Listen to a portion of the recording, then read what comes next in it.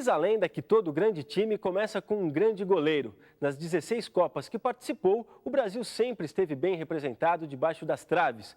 Uma tradição que começou com Joel e Veloso, que defenderam o Brasil na Copa de 30 disputada no Uruguai. Desgraçado é o goleiro, até onde pisa não nasce grama. Essa frase do humorista Dom José Cavacas sintetiza bem o que é o ofício solitário de evitar ou pelo menos retardar o momento mais sublime do futebol, o gol.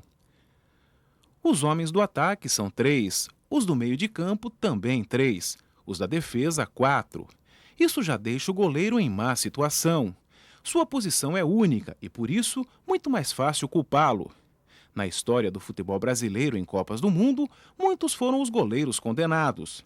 Na Copa de 30, no Uruguai, o Brasil utilizou os 2 goleiros convocados. Joel, que sofreu os 2 gols na derrota de 2-1 contra a Iugoslávia, e Veloso, que jogou na inútil goleada de 4-0 frente aos bolivianos. Em 34, na Itália, o titular da seleção brasileira foi Roberto Gomes Pedrosa. Bastou uma única derrota, 3-1 contra a Espanha, para que Pedrosa e seus companheiros voltassem mais cedo para o Brasil. Em 38, na França, Batatais, titular absoluto do Fluminense, tomou 7 dos 11 gols sofridos pela defesa brasileira. Walter, do Flamengo, sofreu os outros 4. Na Copa de 50 no Brasil, Barbosa viveu seu pesadelo maior. Em 54, na Suíça, o titular do gol brasileiro foi Carlos Castilho, do Fluminense. Além de possuir segurança e elasticidade impressionantes, a trave quase sempre o salvava. Na Copa de 54, a sorte parece tê-lo abandonado e o Brasil foi desclassificado depois da goleada de 4-2 diante da fascinante Hungria. Castilho, que também tinha sido reserva de Barbosa na Copa de 50, participou ainda das Copas de 58 e 62 como reserva de Gilmar. Quando abandonou a carreira de goleiro, se transformou em técnico de prestígio. Morreu em 1987 no Rio de Janeiro. Em 58, na Suécia, o Brasil possuía um time fantástico, a começar pelo goleiro. Gilmar dos Santos Neves é até hoje considerado o maior goleiro do Brasil em todos os tempos. Teve participação importante na conquista do primeiro Mundial para o Brasil. Começou no Jabaquara e foi para o Corinthians como contrapeso na contratação do meia Ciciá. Foi várias vezes campeão paulista, bi da Libertadores e do Mundial Interclubes. Titular absoluto também na campanha do bimundial no Chile, Gilmar disputou as 2 primeiras partidas da fracassada campanha do Brasil em 66 na Inglaterra. Ailton Correia Arruda, o Manga, jogou apenas uma partida na Copa de 66. Goleiro de sucesso por onde passou, acabou sendo um dos responsáveis pela derrota do Brasil contra Portugal por 3-1. Em 70, no México, o Brasil, apesar de meio-campo e ataque fantásticos, não tinha lá uma defesa muito segura, a começar pelo goleiro. Félix Minelli Venerando começou a se destacar no gol da Portuguesa de Desportos, numa fase em que grandes goleiros como Gilmar e Castilho já tinham pendurado as chuteiras. O Brasil foi tri no México, mas as atuações de Félix, principalmente contra o Peru e o Uruguai, deixaram a desejar. Encerrou a carreira no Fluminense. Em 74, na Alemanha, o Brasil tinha no gol o personalista Emerson Leão. Terceiro reserva no México, Leão foi um dos poucos destaques de uma seleção defensiva montada por Zagallo. Disputou ainda as Copas de 78 como titular e de 86 como terceiro reserva. Foi um dos maiores goleiros da história do Palmeiras. Em 82, na Espanha, o Brasil tinha um time que chegou a ser comparado ao de 58 e 70. Valdir Pérez, titular de Tele Santana, estreou com um frango homérico contra a União Soviética. Perdeu-se no desastre de Sarriá quando os italianos desclassificaram o Brasil com uma vitória de 3-2. Em 86, no México, foi a vez do campineiro Carlos ganhar a camisa número 1 e o estigma de pé frio. Contra a França, o Brasil foi eliminado nos pênaltis. Nesta cobrança, Carlos pulou no canto certo, a bola bateu na trave e, no retorno, encontrou as costas do goleiro e, com elas, o caminho do gol. Se Carlos tivesse errado o canto, talvez a história do Brasil naquele Mundial tivesse sido outra. Tafarel, que em 90 ficou marcado pela fracassada atuação da seleção do técnico Sebastião Lazzaroni, esperou 4 anos para dar a volta por cima. Na Copa do Mundo de 94, nos Estados Unidos, Tafarel brilhou, calou a boca dos seus opositores e de muitos críticos ao defender pênaltis decisivos. Dida, seguidor confesso do estilo Tafarel de defender pênaltis, também recebeu fortes críticas. Hoje Dida é quase um herói, amanhã quem sabe. Vida de goleiro é realmente ingrata. Em 85 anos de história, a seleção brasileira levou o nosso futebol para os mais diversos lugares do mundo. Em 56, a antiga CBD, Confederação Brasileira de Desportos, organizou uma série de amistosos na Europa. A turnê de 7 partidas foi encerrada com um duelo histórico diante da Inglaterra. O Brasil pisava pela primeira vez no gramado do lendário estádio de Wembley. Em janeiro de 95, um dos personagens daquele encontro esteve aqui na TV Cultura para rever esse jogo inesquecível. A história do futebol brasileiro é feita em capítulos interessantes, curiosos e principalmente inesquecíveis. Por isso mesmo, eu gostaria de perguntar ao goleiro Gilmar dos Santos Neves, com passagem importantíssima e também inesquecível pela seleção do Brasil, clube, seleção brasileira, se a data de 9 de maio de 1956 lhe traz alguma coisa na lembrança. Hein, Gilmar? 9 de maio de 56, realmente me lembro, assim, a excursão da seleção brasileira à Europa, foi a seleção que saiu, inclusive, para estudos, já visando 58. Nós fizemos, se não me engano, 5 ou 6 partidas no exterior. Jogamos com Portugal, com Suíça, com Turquia, com a Áustria e depois com a Inglaterra. Foram 5 jogos. Você chegou a ver alguns, depois desse jogo, ou mais recentemente, você chegou a ver algum momento dessas partidas ou não? Não, até hoje eu não assisti nenhum desses jogos, não tive oportunidade. Muito bem, então aqui está um dos capítulos desta história fantástica da seleção brasileira de futebol. Justamente o jogo do Brasil em Wembley contra a Inglaterra. Pela primeira vez, brasileiros e ingleses se encontravam no campo do futebol. Aí, em primeiro plano, o capitão Newton Santos, logo depois Gilmar, e puxando o elenco inglês, o famoso Stanley Matthews, que nessa altura já estava com 41 anos de idade. Gilmar, você se lembra do time brasileiro daquela época? Depois de você tinha Djalma Santos, né, que era da Portuguesa pela direita. Djalma, O central Milton, era o Pavão, do Flamengo. Newton Santos, lateral esquerdo do Botafogo. Zósimo, Dequinha.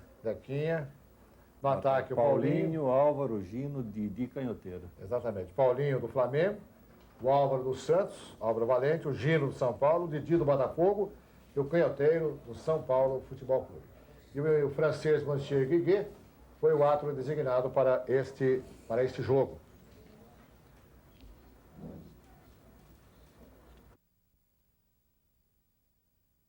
E os ingleses já no comecinho davam mostras do que pretendiam, né? Depois de uma tentativa frustrada, aí o primeiro gol do Tommy Taylor, exatamente a 50 segundos de jogo. 50 segundos e um Wembley tomando de 1-0 dava para assustar, né, Gilmar? Ah, dava, realmente dava. E, aliás, naquela época os ingleses eram muito temidos em Wembley, né? Se falava muito do Wembley. Era o templo do futebol, né? Isso também assustava nós brasileiros. Nós ficávamos assim um pouco temerosos de jogar lá em Wembley.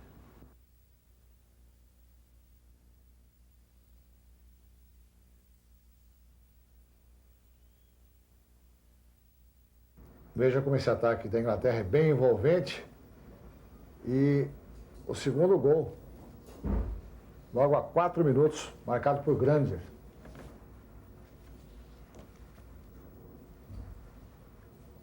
Isso aí, foi pênalti no canhoteiro, não? Você está lembrado desse lance? Ah, eu estou vendo agora, né? Não lembro na hora. Na hora, lá você choraram. dá a impressão que ele visou a bola, né? É, né? Mas eu acho que o árbitro aí depende muito da interpretação do Exatamente. árbitro, né?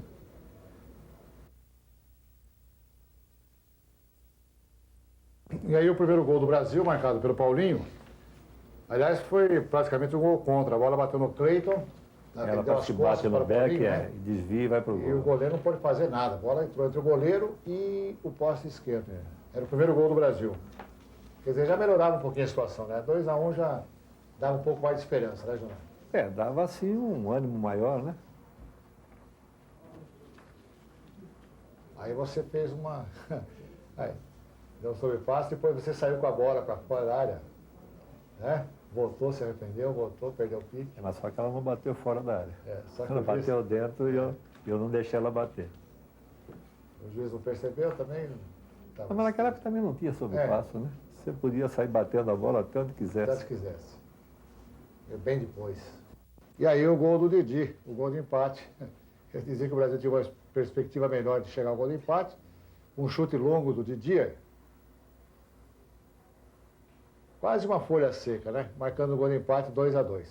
Bem, nós não temos aí o lance real do pênalti, o primeiro pênalti marcado contra a equipe do Brasil, os protestos dos brasileiros. Bem, você fez a defesa do pênalti, nós não temos, infelizmente, o lance desse primeiro pênalti. E foi o terceiro na excursão, né, Gilmar? Você havia apanhado duas bolas? Eu já havia apanhado um contra Portugal, quando nós ganhamos de 1-0. Teve também no jogo com a Suíça, 2-2, eu peguei uma penalidade no jogo à noite. Aí o terceiro gol da Inglaterra é marcado pelo Tommy Taylor. É o segundo dele na partida.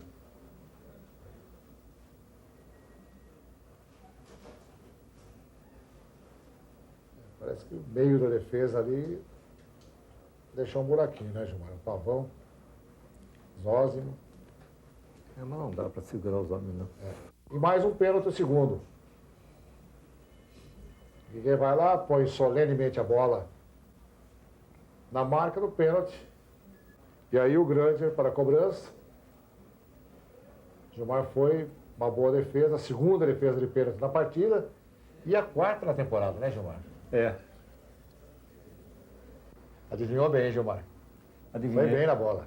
Adivinha porque quando eu defendi a primeira penalidade, na hora da segunda ninguém quis bater. Então eles foram lá atrás e pegaram esse rapaz, que eu não sei o nome dele agora, não lembro. E quando ele veio, ele pôs a bola no chão e olhou para o lado que ia chutar. Então eu falei, ele vai chutar lá mesmo, não tem jeito. Então eu adivinhei o canto. Quer dizer, com 2-2 você garantiu o empate segurando aquele pênalti. Agora com 3-2 você evitou o quarto gol também segurando mais um pênalti. Jogadinha de calcanhar do mestre Djalma Santos. Olha um gol inglês, Granger, o quarto gol inglês. 4-2 as coisas já ficavam mais difíceis. De outro ângulo atrás, do gol do Gilmar, a câmera apanhando o cabeçado do Granger. A bola passou um pouquinho pelo alto, né, Gilmar? Um pouco mais você teria alcançado. E eu nunca tinha tido contato com futebol inglês. Quer dizer, conhecia só de ouvir falar, mas foi a primeira vez que eu enfrentei o jogador da Inglaterra. E ficamos nisso, né, Gilmar? 4-2. Felizmente acabou, né? Valeu para a história, né? Eu acho que como experiência e como observação valeu muito. Inclusive no sentido, que volto a frisar, da escolha para 58, né?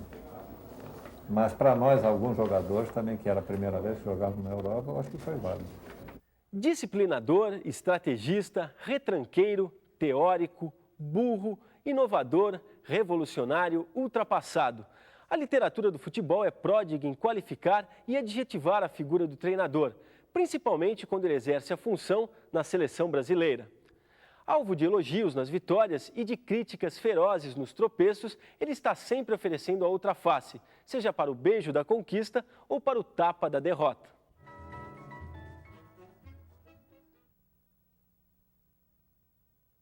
Não é de hoje que vida de técnico da seleção é assunto nacional. Desde 1903, quando um combinado baiano representou o Brasil num amistoso contra uma equipe norte-americana, os passos do treinador são seguidos a curta distância. Apesar da marcação cerrada, da crônica esportiva e das cobranças nem sempre oportunas, o cargo desperta uma cobiça incomum. Já a partir da disputa do primeiro Mundial em 30 no Uruguai, o comando da seleção virou objeto de desejo. Apesar dos riscos, quantos não gostariam de estar ali no banco, dando instruções, cobrando o posicionamento dos jogadores, alertando para as investidas adversárias? Píndaro de Carvalho foi um zagueiro viril que defendeu o Fluminense na década de 20.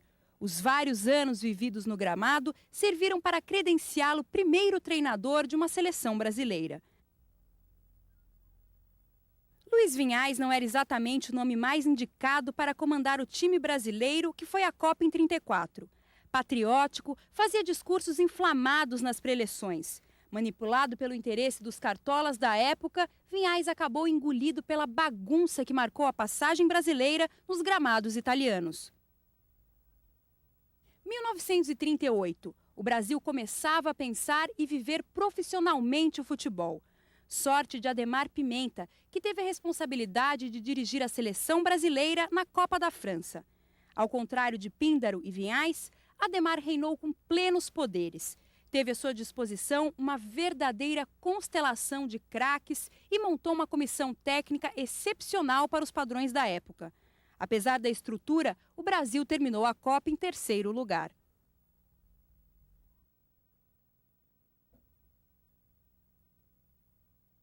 Em 1950, o Brasil construiu o maior estádio do mundo. O Mário Filho, ou Maracanã, foi erguido para celebrar a primeira conquista brasileira em um Mundial. À frente de um time fenomenal, um treinador que agradava a todos de norte a sul. Flávio Costa conquistou o respeito de torcedores e da crônica a custo de muitos títulos. Amparado nessa quase idolatria, ele transformou o time brasileiro na grande barbada da Copa de 50. Até hoje, há quem diga que esse foi seu erro fatal. O medo de repetir o pesadelo de 50 fez a cúpula da CBD mudar radicalmente a preparação para o Mundial da Suíça, em 54. Zezé Moreira, um disciplinador por excelência, foi o nome indicado para o lugar de Flávio Costa. Profundo conhecedor das coisas do futebol, Zezé Moreira era um adorador de esquemas táticos e quadros negros. Foi usando esses artifícios que ele ganhou o Pan-Americano de 52, no Chile. O único azar de Zezé na Copa de 54 foi trombar de frente com a Hungria, a grande sensação do futebol mundial naquela época.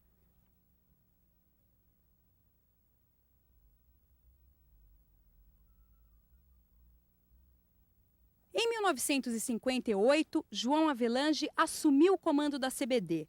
Sua primeira providência foi passar a responsabilidade pela preparação do time que iria à Copa da Suécia para os paulistas. Paulo Machado de Carvalho ficou encarregado de coordenar a comissão técnica e escolheu Vicente Ítalo Feola para orientar o time.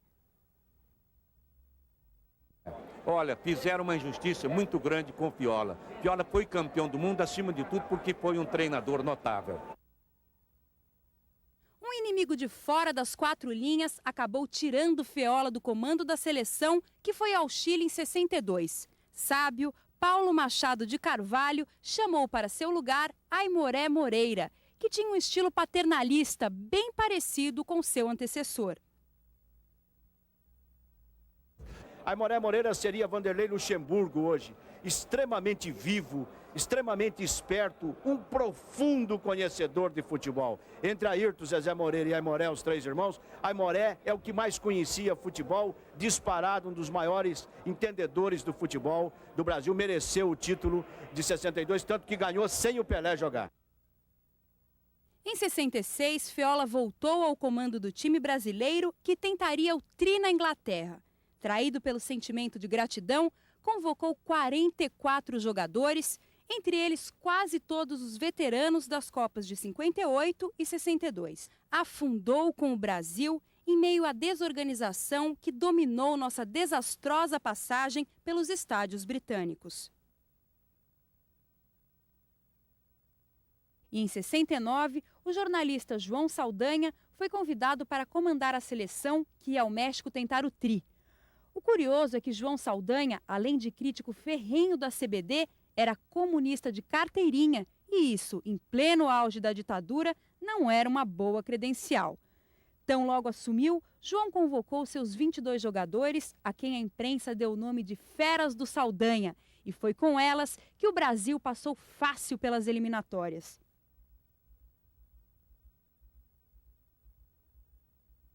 Depois de alguns meses de convivência pacífica com o regime e também com a cúpula da Confederação Brasileira de Desportos, Saldanha foi sutilmente convidado a deixar o cargo. Cortaram o Toninho. Eu aí chamei aqueles recados do Cruzeiro, porque eles queriam. E o Avelange dizia, por amor de Deus, eu mudaria, porque a gente fica bem com os homens. Eu digo, Avelange, não adianta se abaixar. Quanto mais se abaixar, mais eles vão malhar. Porque o negócio não era a seleção brasileira, era atender o homem. Mário Jorge Lobo Zagallo acabou herdando o cargo e as feras de Saldanha. A conquista do Tri garantiu a permanência de Zagallo até o Mundial da Alemanha. Mas, ao contrário de 70, o treinador não pôde contar com a genialidade de Pelé, a liderança de Gerson e a inteligência de Tostão. Sem padrão de jogo, o Brasil foi presa fácil para a Holanda, de quem Zagallo tinha poucas informações. Em 77, foi a vez de Oswaldo Brandão classificar o Brasil para a Copa. Mesmo garantindo o passaporte brasileiro para a Argentina, o velho mestre foi afastado antes do Mundial, dando seu lugar para Cláudio Coutinho.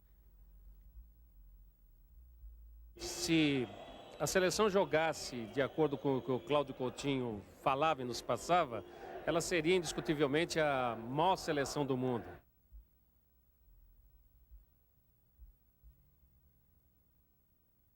A torcida brasileira teve que esperar 12 anos para ver o futebol. O responsável por esse histórico resgate foi Tele Santana, um admirador do futebol arte, que mescla disciplina tática com criatividade. O Tele Santana, 82, 86, de todos esses, dessa época para cá, foi evidentemente o que fez o melhor trabalho e que mostrou a capacidade de conseguir comandar um grupo, como é um grupo de craques, um grupo de seleção brasileira, tanto na convocação, convocando bem, como dirigindo a equipe.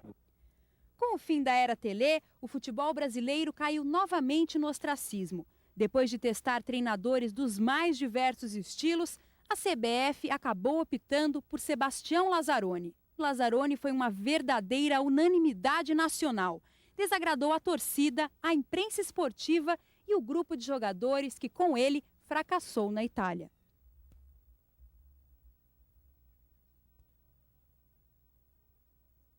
O pragmatismo de Carlos Alberto Parreira reconduziu o Brasil ao caminho das vitórias. Mas nem só de sucesso viveu o homem que levou o Brasil ao tão sonhado tetra. Nas eliminatórias, Parreira foi alvo de críticas ferozes e teve sua cabeça pedida. A sorte de Parreira é que a CBF jamais se sensibilizou com as críticas da imprensa e muito menos com os apelos da torcida. Só que dessa vez, a intransigência acabou surtindo efeito positivo. Olha aqui, o povo é uma caixa de ressonância, só isso, não é nada. Em 98, o velho Lobo retornou ao comando da seleção. A derrota para a França marcava o fim da era Zagallo. Na galeria de técnicos da seleção, entra em cena Vanderlei Luxemburgo, um comandante que prega a disciplina e o profissionalismo dos atletas, uma filosofia que ele pretende levar até a Copa de 2002, mas essa já é outra história.